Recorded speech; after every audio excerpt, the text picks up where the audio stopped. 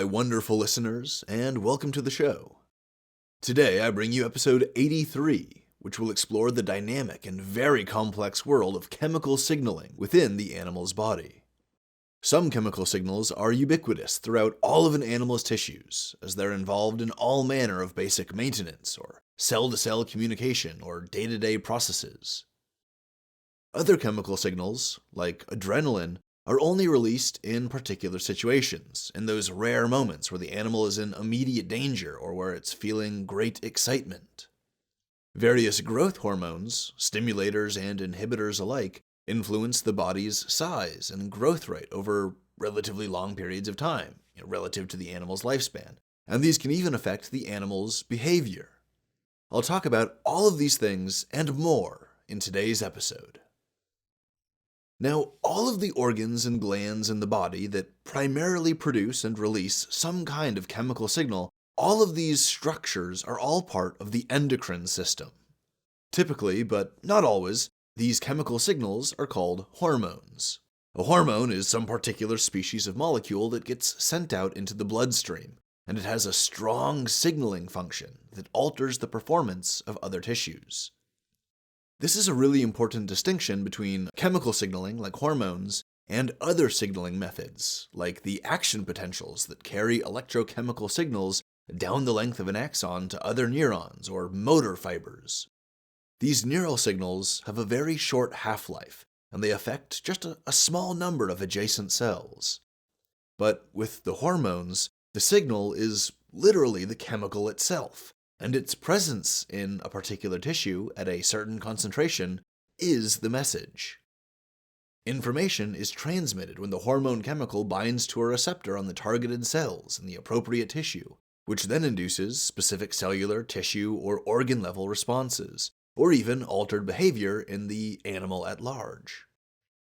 Because hormones and other chemical signals are exceedingly powerful relative to other biomolecules, you only need a little bit of them for them to work effectively. This is because of their mechanism of action.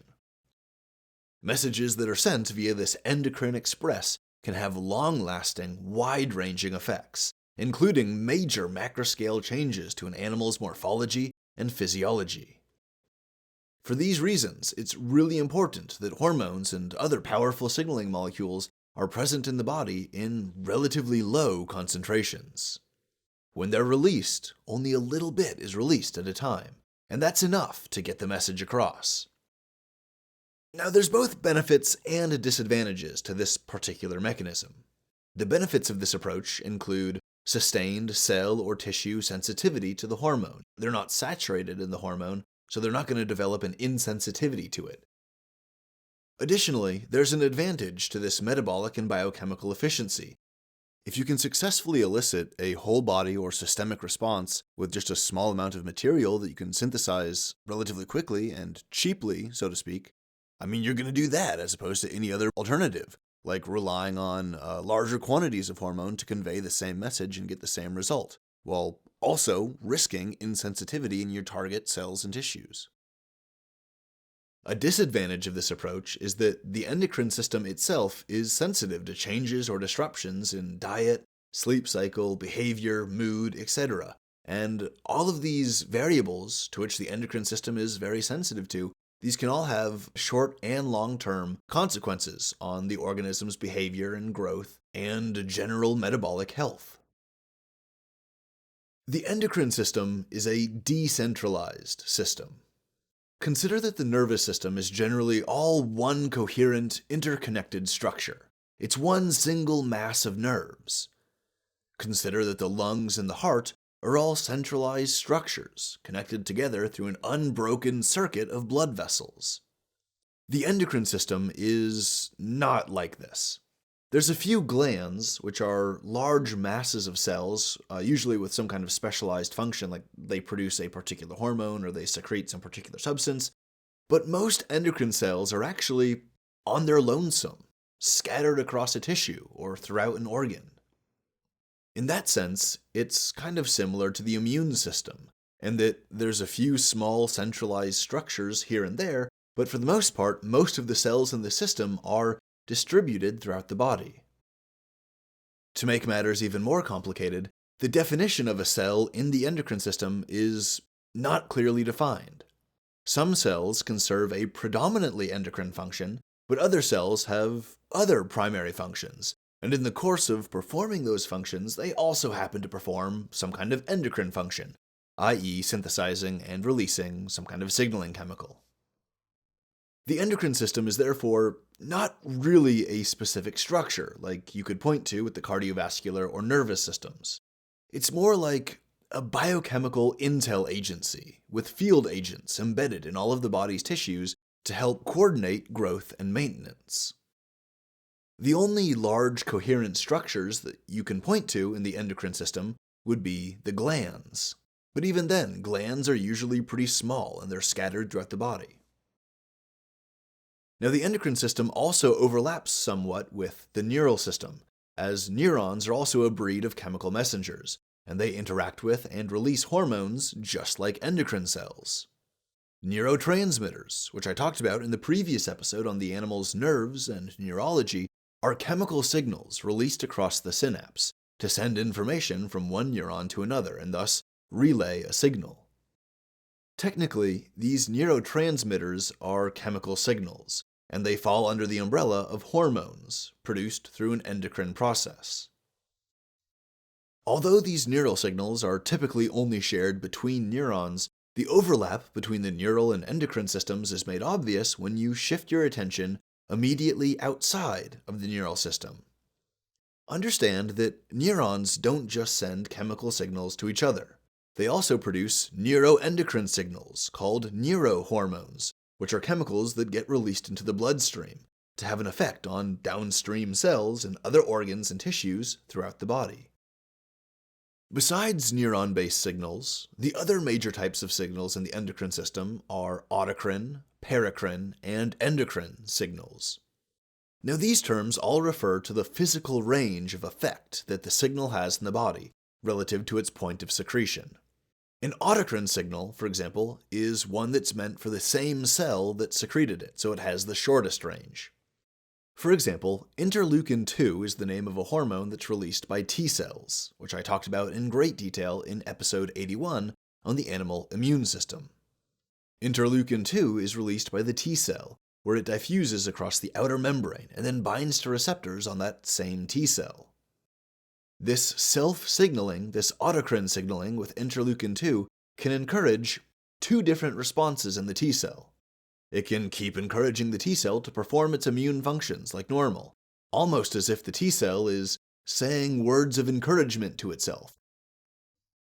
And the other response it can have to this autocrine signaling is to encourage the T cell to encourage itself to replicate and make more T cells that can contribute to the immune response. Paracrine signals diffuse a little farther outward.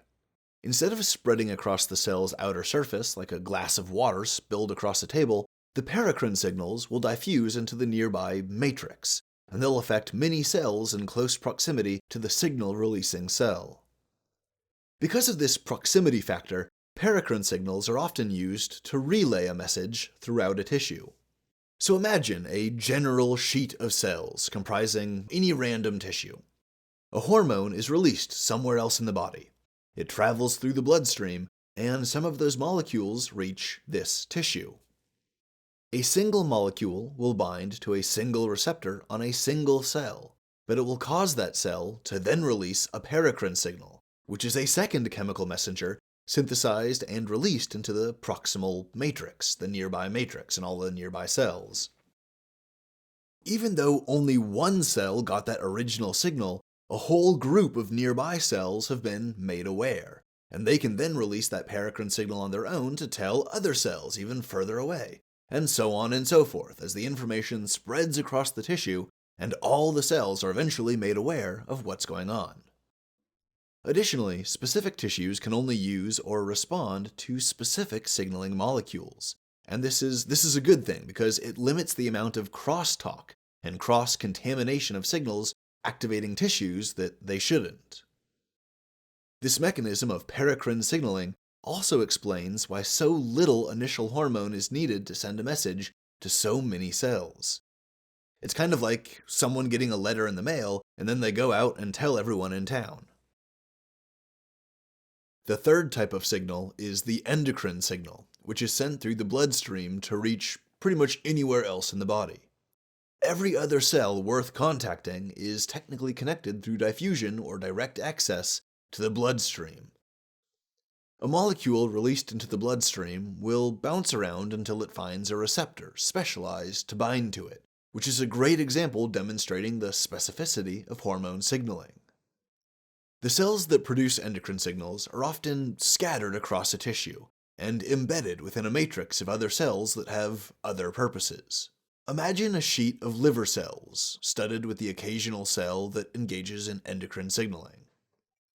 However, some of these endocrine cells grow together in clumps or masses, and these are called endocrine glands. The glands are kind of like really small organs, whose sole purpose is to produce and then secrete a particular substance, typically a hormone. I've already mentioned the adrenal glands, which produce adrenaline or epinephrine. Other endocrine glands include the thymus, the thyroid, and the gonads. In contrast to the endocrine glands, there are also exocrine glands. Now, these glands operate outside of the endocrine system entirely because they don't secrete their chemical products into the bloodstream. Instead, exocrine glands secrete stuff onto the outside of the animal's body, or into internal body cavities. The first one that might come to mind are sweat glands, which release salty water in the form of sweat on the outer surface of your skin. The sweat evaporates, which takes a little bit of heat with it and cools you down. A huge variety of exocrine glands exist, with a similarly huge variety of functions. Many exocrine glands secrete digestive chemicals, like the chromophil glands in earthworms that secrete mucin and proteinase, or the fundic glands in mammals that secrete mucus and stomach acid. But exocrine glands have functions that are as diverse as producing the waxy stuff in a mammal's ears, to the ink used by a cephalopod to escape predators, to the venom used to capture prey and deter predators, to the gooey secretions used to aid the transport of sperm during reproduction. These exocrine glands can be categorized as serous, mucous, or sebaceous, depending on what kind of product they secrete. Sebaceous glands secrete some kind of lipid, like the meibomium glands in the eyes that secrete meibum. This oily lipid-based secretion helps keep the water in the eye's tear film from evaporating, and it helps produce an airtight seal when the eyelids are closed. In mammals, the most common sebaceous glands are sebum-producing organs located at the base of each hair follicle. They release sebum into the hair follicle cavity, which provides a thin layer of lubrication on the mammal's hair and skin. This thin layer of triglycerides and wax esters helps to trap some sweat on the body, maintaining a watery external film layer that helps slow evaporation and water loss. This can be the difference between life or death in a hot, dry habitat. Many insects, for example, have similar waxy secretion-producing sebaceous glands that they use to facilitate water conservation. Conversely, animals that are adapted to colder habitats, or more marine or semi-marine habitats, will generally produce sebum that's more lipid-rich. This creates a thicker, waxier layer that can partially seal out moisture, like from the rain or a brief dip in the water of a lake or a river, and it may have some moderate benefits in heat retention. The preen glands in birds produce a thick, oily secretion that waterproofs their feathers. The preen glands are at the base of the tail, so when you see a bird digging around its butt with its beak and then rub its beak on its feathers, what it's actually doing is digging out this oily secretion from the gland to rub onto its wings, to its feathers, and thus waterproof them, which makes it safe to both swim and fly. Mucous glands, as you probably expected, secrete a fluid like mucus, which contains carbohydrate products or mixed carbohydrates like glycoproteins. The mucus secreted along the nasal and respiratory tract is meant to both lubricate the air passage and trap any errant object from going too far down, like dust that might cause irritation to the lungs, or microbes that might cause infections. Many animals, from turtles to camels, will sneeze or forcefully exhale to clear their nostrils of this dust-packed mucus. Similarly, mucus lining the respiratory and digestive tract protects this delicate tissue from acid damage, should any chyme or digestive juices make it back up from the stomach into the esophagus. Here's a really cool example that illustrates a similar protective function, but in a totally different form. Fish have epidermal mucous glands all over their bodies, which secretes a mucus that's rich in proteases, lectins, and lysozymes, as well as various antimicrobial peptides, and together all of these chemicals demonstrate a powerful antimicrobial effect. Microbes in the water that come into contact with the fish are ensnared in the mucus, and they can't make their way to the actual flesh before being destroyed or permanently trapped by the chemicals in the mucus. In a way, this epidermal mucus operates kind of like part of the innate immune system, offering a general defensive shield against microbial pathogens. Mucus can also be used for other purposes, like to assist in locomotion. Consider the gastropods generally, which all produce a mucus in their foot organ to assist with movement. More specifically, consider the slugs and the snails, which are particularly slimy, mucousy creatures. Snail mucus, or snail slime, is mostly water, but about 2 to 10% of it by mass is a mixture of heavy glycoproteins. Depending on the type and quantity of these proteins, the secreted slime can be thin and watery, which is good for lubricating the ground as it moves along, or it can be thick and sticky, good for adhesion, for sticking to a rock or a tree, to resist the clawing, biting, and pulling of a potential predator, or the force of gravity. And lastly, there's the serous glands. The serous glands secrete a watery substance which is usually rich in polypeptides and/or salts. The sweat glands in mammals are serous glands, and the sweat they produce is a salty water mixture meant to take heat off the body. Many animals also have lacrimal glands, which produce the aqueous material in the tear film, that watery layer that covers the animal's eye. This is the stuff that's further ensealed by the oily lipid-based meibum secreted by the meibomium sebaceous glands. Virtually all animals have a wide array of serous glands throughout their bodies, producing various fluids that lubricate tissues and protect them from mechanical damage, bacterial infection, or just from drying out.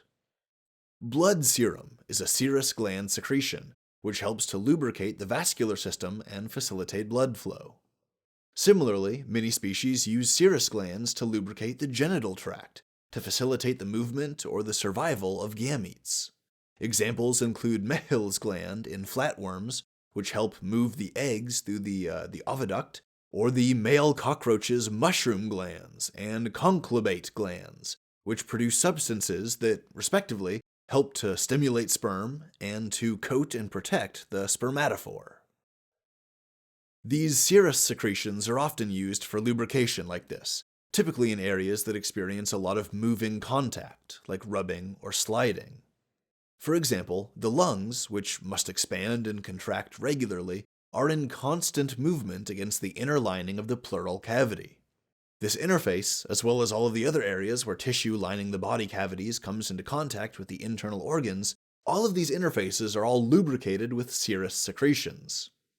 Even the muscles, which are organized into bundles of fibers, are all lubricated with serous secretions to prevent friction burn between those bundles of fibers during contractions. Okay, so that was a brief run-through of how exocrine cells can be organized based on the product they secrete. But exocrine glands can also be organized according to how they secrete their products. For example, you have merocrine glands that secrete chemicals through exocytosis. A vesicle containing the chemical will float to the apical surface of the cell, merge with the cell's membrane, and then release the chemical to the outside. It's a pretty simple mechanism. It's pretty straightforward, and it's pretty safe. Apocrine glands, on the other hand, have cells that will package their chemical product into the apical half, or the upper half away from the basement membrane or whatever, and then they'll pinch off that upper apical half. The membrane of this pinched off portion will then degrade, and eventually release all of its chemical cargo. The cell will regenerate some of that lost volume. It'll build up more signaling molecules, and then when it wants to secrete some more of this chemical, it'll just give it another go. It'll pinch off the apical section will release and then degrade, molecules will be released, the cell will regenerate and do it again.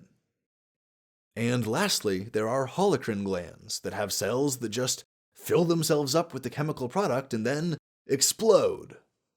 The holocrine cell commits a violent suicide, but this provides the force to release a giant blast of the chemical product. The meibomium gland that I've mentioned twice now is a good example of one of these holocrine glands, which secretes its oily lipid meibum product by having its cells undergo a suicidal bursting of their membrane. To release more product, more cells have to be generated.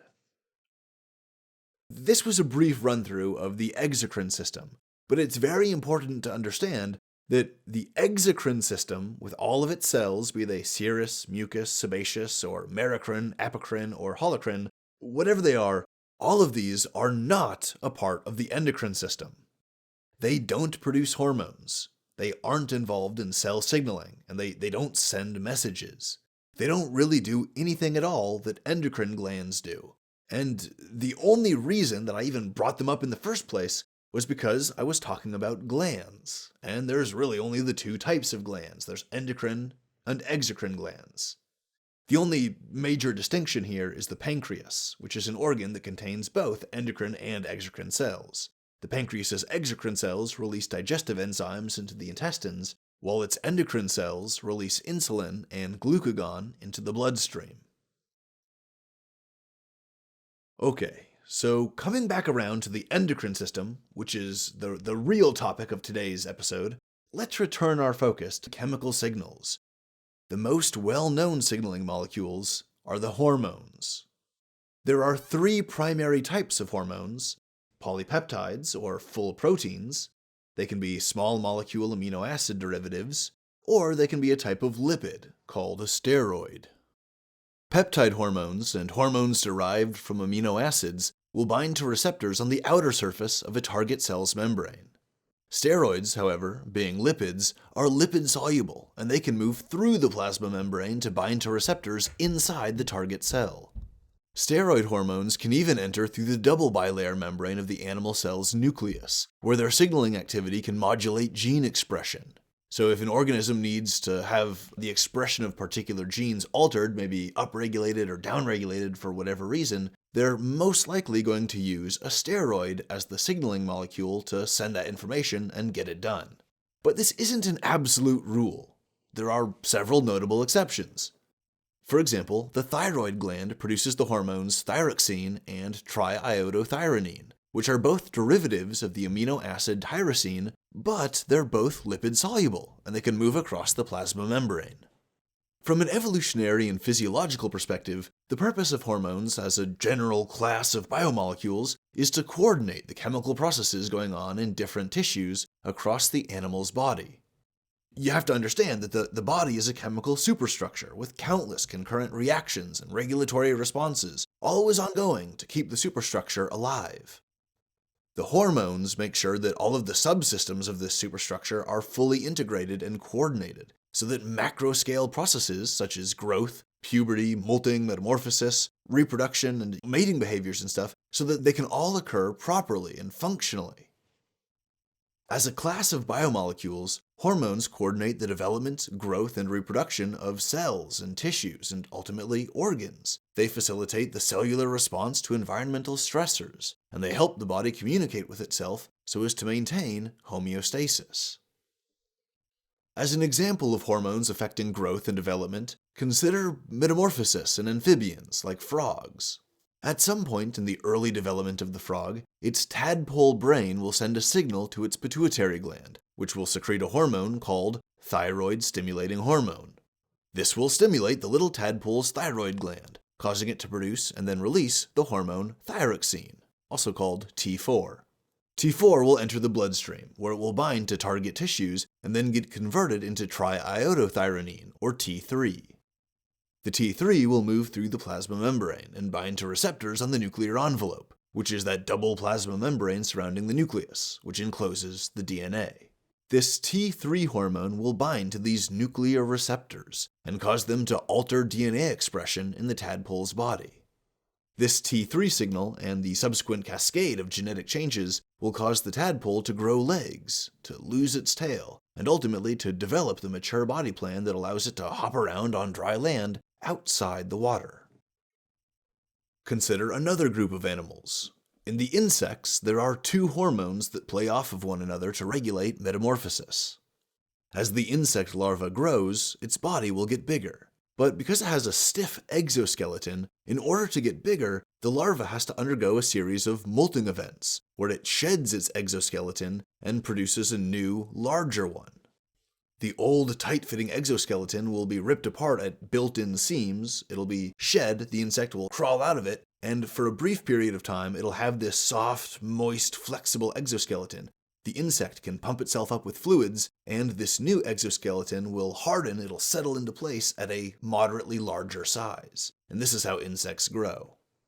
Now, during this early period in the insect's life, its tissues are rich in a chemical called juvenile hormone. And during every molting phase, there's a temporary surge of another hormone called ecdysone.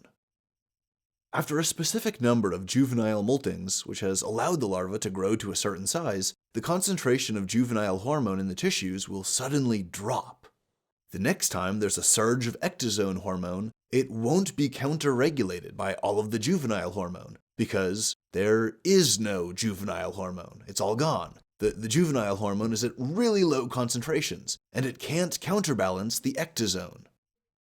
In this state, when the ecdysone has near total influence over the insect's body, the molting process goes radically differently. Instead of molting normally by shedding an exoskeleton and producing a new one, the insect will produce a much harder external structure called a pupa case, or a cocoon. The ecdysone is inducing a total chemical renovation of the insect's body, rapidly maturing it into the adult form. This radical process of insectoid metamorphosis is why insect larvae can look so radically different from insect adults. A ladybug, for example, has a round, bright red carapace, characteristically dotted with little black spots. But as a larva, the ladybug looks very different. It has a highly segmented, horn-shaped body lined with bumps. An adult butterfly has large, beautiful wings, often with some kind of brightly colored or high-contrast pattern on them, whereas the butterfly larva is some kind of wingless caterpillar. In vertebrate animals, hormones are integral to puberty or other analogous phases of sexual maturation. Sex hormones are released by the gonads, either the ovaries in females or the testes in males, which influence everything from physical development to the animal's behavior throughout its life. In late adolescence, a vertebrate animal will typically undergo a period of sexual maturation, where its genitals will mature and it develops secondary sexual characteristics, if its species produces and expresses any. In humans, primary sex determination begins at conception, with the presence of either XY or XX sex chromosomes. These chromosomes contain genes that induce the gonads to turn into either ovaries or testes, and depending on which direction the gonads go, they'll release specific hormones that can reinforce that developmental trajectory. This release of sex hormones ramps up during puberty, which leads to a growth spurt and the development of secondary sexual characteristics. In females, the ovaries release a steroid hormone called estradiol, which is a type of estrogen molecule. During puberty, estradiol is present in high concentration in the body, and among other things, it stimulates the enlargement of the mammary glands and the beginning of menstruation. In males, the testes release a steroid hormone called testosterone. There's 2 stages of growth in the male's life where testosterone is present in really high concentration in his tissues. The first time is during gestation, when the male is a fetus developing in the womb. The testosterone induces the body to begin growth of the male reproductive system, such as the physical structure of the penis, scrotum, and prostate. Another hormone is at work during this time too, It's a polypeptide called the Müllerian inhibitory substance, and its purpose is to inhibit the growth of the female sex organs, like the vulva, vagina, and uterus. This is a really neat detail. The human body will generally default towards a female anatomy or a female physiology during gestation, and it requires interfering chemical processes to stop the growth of a vagina and uterus and activate the processes that push the tissues to form a penis and testicles. Later in life, during puberty, the male will experience a second flush of testosterone, which causes the penis and testicles to enlarge and induces the growth of body hair, like on the face, chest, armpits, and the genitals. Puberty for females also includes the emergence of body hair, and both males and females will experience a growth spurt. Growth hormone is released throughout all of adolescence to make the bones and muscles grow, but during puberty in particular, the interactions between this elevated level of sex hormones and the growth hormone makes the growth hormone suddenly way more effective, and you see these really incredible growth spurts. Both growth hormone and the various sex hormones are continually released after puberty for the rest of the animal's life. In males, this encourages the production of sperm, and in females, it regulates the menstrual cycle. Growth hormone will also be released throughout the animal's life because it has a lot of functions besides direct growth of tissues. As the animal matures, growth of its physical size will eventually come to a stop, as the epiphyseal plates on the ends of its bones will get ossified, and at that point they can no longer grow at all. In many vertebrate animals, the release of sex hormones is regulated by the photoperiod, or the length of day, which corresponds to the season. Generally, the increasing photoperiod of the spring season will cause many animals to begin releasing sex hormones, and their breeding season will come shortly after.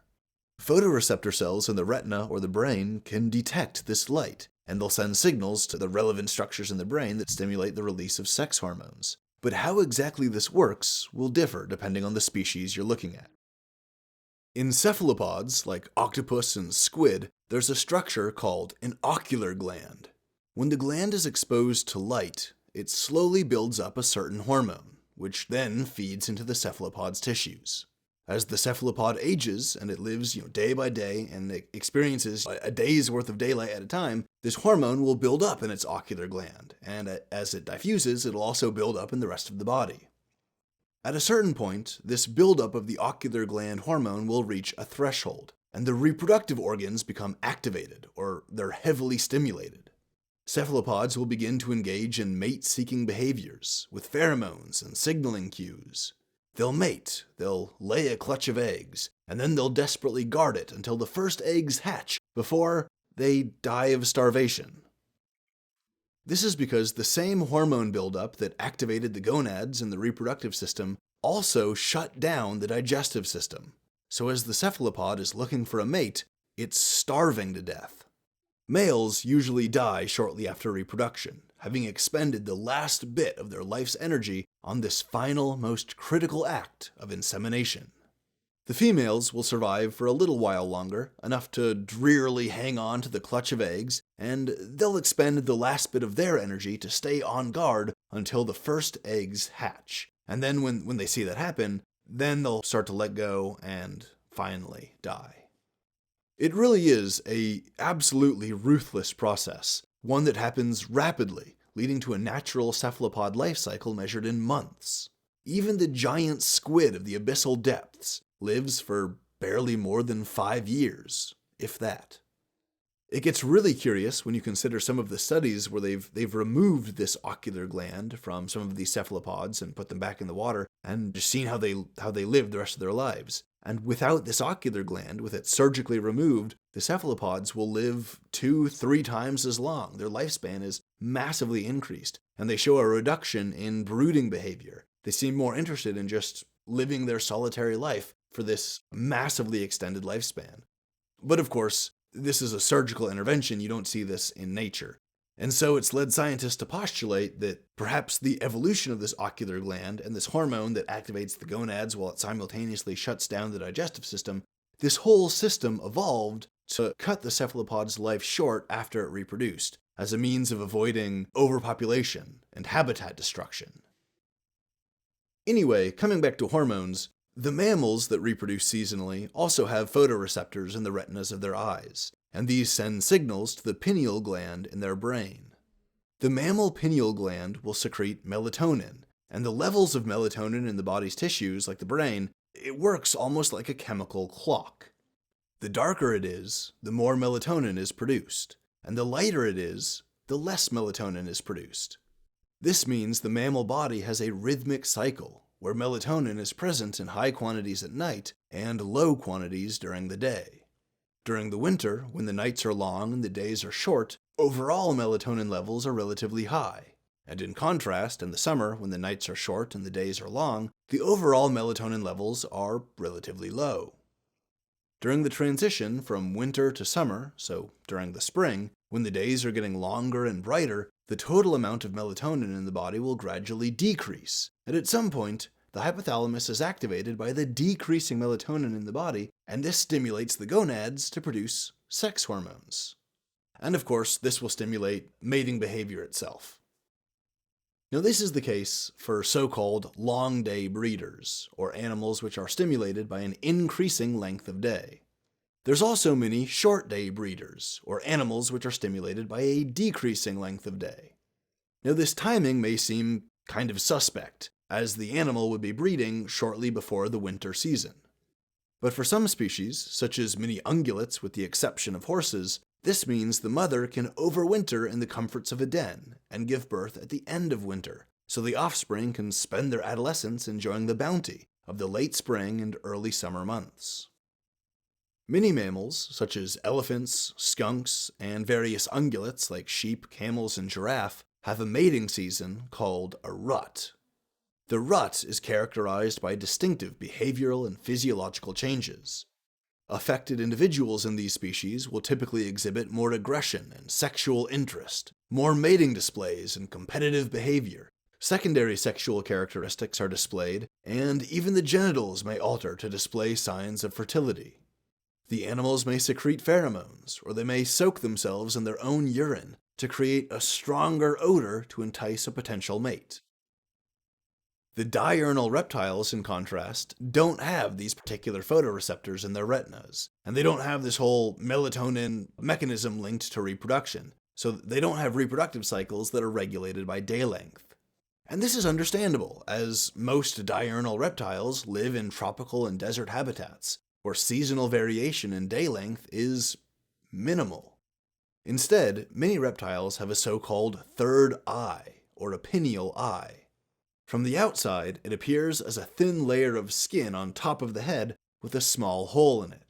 But underneath this layer of skin is another layer of photoreceptive cells. These photoreceptive cells can detect daylight, and this sends signals to the pituitary gland informing the reptile's body of the general time of day. So it's not really regulating the reproductive cycle, it's more so regulating the sleep-wake cycle. The melatonin cycle also regulates the sleep-wake cycle in mammals as well, but it also has a critical function in their reproductive cycle, but for reptiles, not so much. In the birds, the photoreceptors aren't in the retinas or in any kind of pineal organ at all. Instead, in the birds, these photoreceptors are scattered throughout the brain itself. But how these photoreceptor cells detect daylight, I have no idea. Another major group of hormones are those involved in the stress responses. These come from the adrenal glands, which are involved in the fight or flight responses that an animal engages in when it's under immediate threat. The adrenal glands release adrenaline, or epinephrine, which causes immediate body-wide changes to the animal. There's a significant increase in blood pressure and heart rate. The brain starts to use way more oxygen and glucose, and energy-rich molecules like lipids and sugars are dumped into the bloodstream to feed tissues like skeletal muscle that the animal needs to run away or dodge or avoid the threat, or even fight off its attacker. Another stress hormone is cortisol, which gets released during times of prolonged stress. Adrenaline is a short-term rush to get the body moving out of an immediate, dangerous position, but that doesn't mean that the animal isn't out of a stressful situation entirely. Sometimes an animal can experience prolonged periods of stress, like if it's starving, or if it's traveling for some time through dangerous territory. or if it's under a heavy emotional load from the death of a parent or a friend, a mate, or an offspring. And we can see this when we look at very intelligent social animals, like elephants, dolphins, ravens, and humans. The purpose of cortisol is to ensure that the brain has access to glucose. An animal that's under prolonged stress from, say, starvation has to be vigilant for any opportunity to find food. An animal in dangerous territory will need to be constantly alert, on the lookout for predators and other threats, as well as ways out of the dangerous area. All of this extra cognitive effort causes the brain to consume a lot more energy and oxygen, and so cortisol is there to convert various biomolecules into sugar, just for the brain. The problem is that this can be damaging to the rest of the body, as the cortisol degrades the muscles to get amino acids to turn into sugar. Cortisol can also suppress the immune system, and it slows down the healing of wounds. Okay, so let's take a step back. I want to look at how hormones affect the body as a whole. I mentioned earlier that hormones are involved in maintaining homeostasis. The animal's body has a few set points, like temperature, pH, and water content. And if internal conditions move out of a safe range, homeostatic processes will kick in to get the body back into the safe range. Sensor cells detect the changes, and effector cells go about causing the physiological changes to recreate homeostasis. Hormones are used to send information back and forth between the sensors and the effectors. Now there's a wide range of hormones that are involved in homeostasis. Leptin, for example, is a hormone produced and secreted by fat cells. When fat cells shrink, the amount of leptin that gets produced also shrinks. This stimulates the animal's appetite and discourages burning more energy. After an animal has eaten a meal, leptin levels will rise, and this helps to inform the body that it's full, and the sensation of having an appetite will be reduced. Another hormone is erythropoietin, or EPO, which gets released by various tissues, including tissues in the kidney, to encourage the formation of new red blood cells. More red blood cells means a higher oxygen carrying capacity in the blood. EPO is thus released to improve blood oxygen levels, which might be necessary to fuel muscle activity. When an animal is suffering from dehydration, it will release antidiuretic hormone from its pituitary gland, which will increase the permeability of the kidney's collecting duct, so as to extract more water back out of the urine. Conversely, the adrenal hormone aldosterone causes the distal tubules of the kidney to reabsorb sodium ions, which lowers the concentration of water and encourages more water to flow out of the kidneys and into the bladder. So antidiuretic hormone helps to save water when the animal is dehydrated, and aldosterone helps get rid of excess water when the animal is overhydrated. Together, these hormones play back and forth on each other to regulate and manage the animal's osmotic homeostasis. Remember how at the beginning of the episode I said that the endocrine system overlaps with the neural system? This overlap is no more evident than in the physical connection between the pituitary gland and the hypothalamus, which is known as the hypothalamic-pituitary axis. Now, the hypothalamus has two distinct groups of neurons. One of them connects to the anterior pituitary, the front region, while the other connects to the posterior pituitary, or the back region. The hypothalamic neurons secrete neurohormones into the pituitary gland. Antidiuretic hormone and oxytocin are released into the posterior pituitary, where they're stored and then released. ADH affects kidney tubules, while oxytocin causes uterine contractions during labor and milk release during nursing. The hypothalamic nerves that reach the anterior pituitary release a much wider range of hormones, including growth hormone and prolactin. Growth hormone works on a wide variety of tissues to promote general growth and cell division. Prolactin works on the mammary glands to promote their growth and milk production. Some of the other hormones released through the anterior pituitary include thyroid-stimulating hormone, which stimulates the thyroid to produce its own hormones. There's also adrenocorticotropic hormone, which stimulates the adrenal gland to produce glucocorticoids. And there's follicle-stimulating hormone and luteinizing hormone that stimulate the gonads to produce both gametes and more sex hormones. Earlier in the episode, I mentioned that hormones are very targeted. They only work on specific tissues, because only those particular tissues express the receptor for that particular hormone. This allows the effect of a hormone to be focused, instead of causing some unintended reaction in the non-targeted tissues. When a specific cell receptor binds to the specific hormone, this can induce changes in the target cell that eventually produce a desired response. Now, the last thing that I want to talk about today is how the cells respond after receiving the hormone signal. Consider a steroid hormone, which is lipid-soluble and thus can slip through the plasma membrane into the target cell. Here, the steroid binds to a hormone receptor, which forms a hormone receptor complex. This steroid hormone protein receptor complex will enter the nucleus and then physically bind to the DNA itself at a point called a hormone response element. And then this giant complex, this giant construct with multiple different parts attached to the DNA, this will induce transcription. This doesn't just produce one mRNA transcript either. It produces a whole lot of copies of the mRNA, and all of these copies can be translated multiple times to produce the desired proteins. The effect of the hormone is magnified, as a single hormone molecule can initiate the production of dozens, if not hundreds of copies of the desired protein. Throw in some paracrine signaling and all of a sudden you have an entire group of cells, perhaps an entire tissue, all focused on producing copies of the desired protein, or proteins. Unlike steroids, amino acid derivatives and peptide hormones bind to receptors that are present on the outer surface of the cell's plasma membrane. In cases like this, the receptor and the associated proteins in a protein complex are all very far away from the nucleus, far away from the DNA. When a hormone comes by outside the cell and binds to the receptor, these giant complexes can engage in signal transduction by starting enzymatic reactions that generate various byproducts, and these go on to have reactions of their own, and so on and so forth.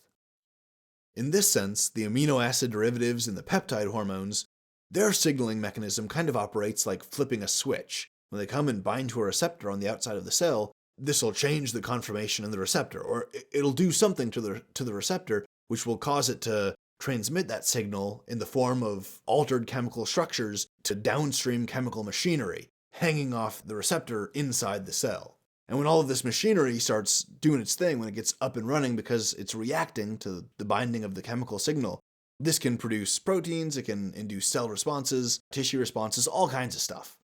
Basically, the hormone signaling coordinates this enzymatic behavior, and it makes sure that the cells in a tissue are all engaging the right chemical pathways at the right time. The end result of these chemical pathways is the production of huge amounts of byproduct. For example, a single molecule of epinephrine binding to a liver cell can cause a signal transduction cascade that ultimately produces millions of glucose molecules. What's really interesting is that there's often different types of receptors for the same hormone. Epinephrine, for example, can be bound by 4 unique types of receptors, each of them found on different types of tissue. This means that epinephrine can be released from one source, but only affect the 4 types of tissues that have a receptor for it. And because each tissue has its own unique type of receptor, the resulting cellular processes from binding to epinephrine can be different. They're specific to each tissue type.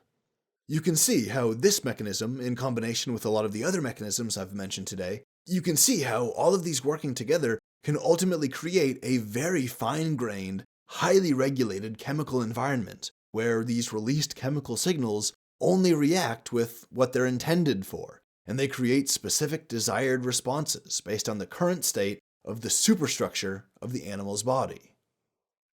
This is the fundamental purpose of the endocrine system: to establish a communication grid within the animal's body, which then enables sensory cells to speak to all of the other organs and tissues, and coordinate cellular growth and reproduction coordinate skeletal growth and sexual maturation, and the management of nutrients and chemical resources so as to sustain homeostasis.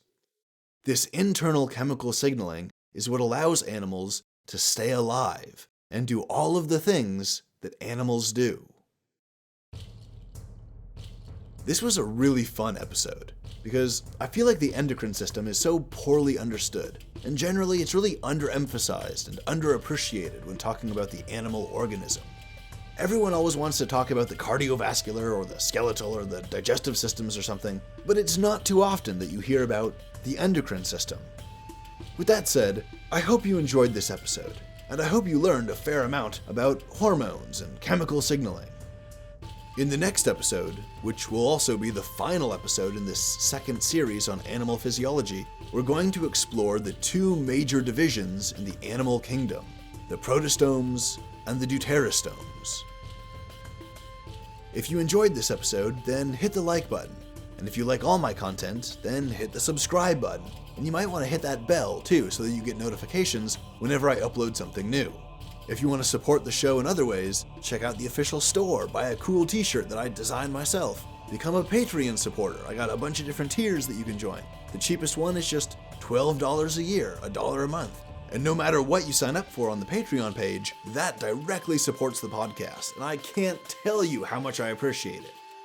And as always, thanks for listening.